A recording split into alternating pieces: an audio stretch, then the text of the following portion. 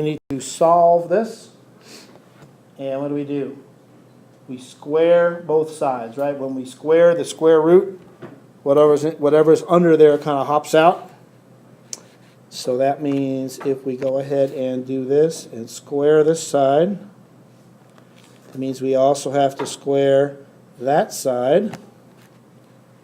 Okay, so on this side, this guy just hops out from under 2x plus 5. On the other side, it's a minus b squared, right?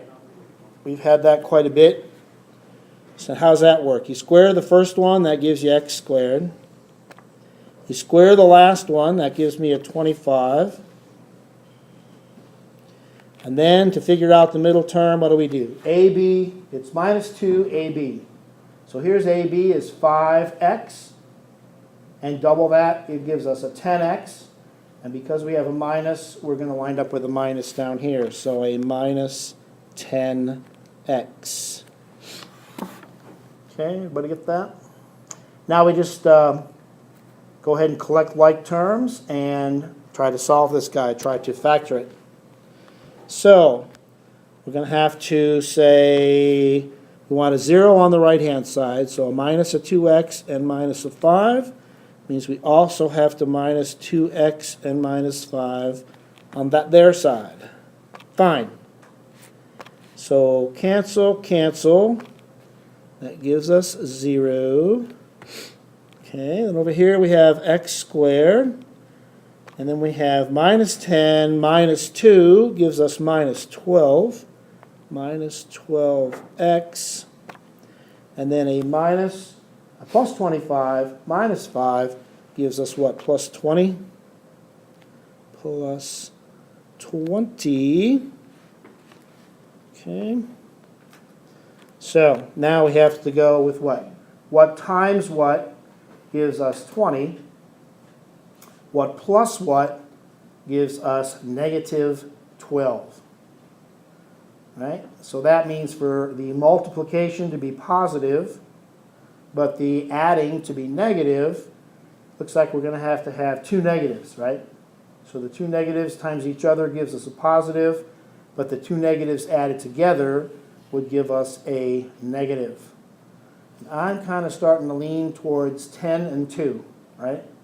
10 times 2 gives us 20. 10 plus 2 gives us 12.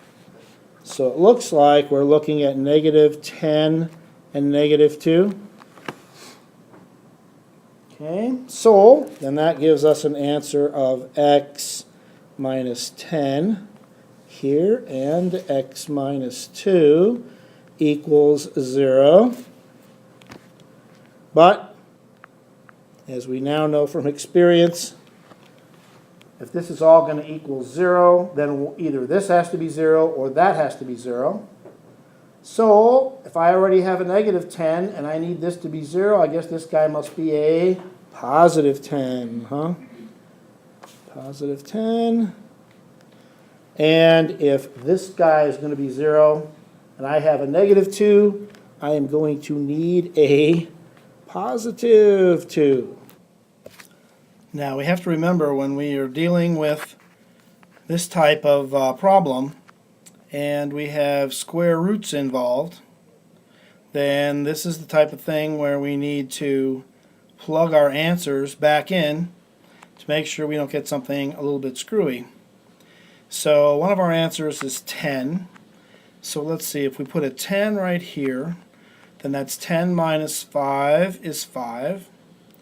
Put a 10 right there, that's 2 times 10 is 20, plus 5, 25. Square root of 25 is 5. 5 equals 5, so that's good. If we,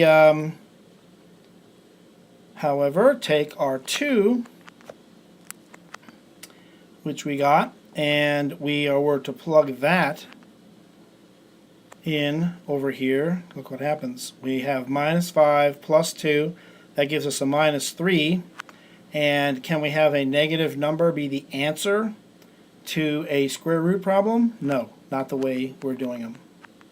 So that means what? That the 10 works, but not the 2. So only the 10 is the correct answer.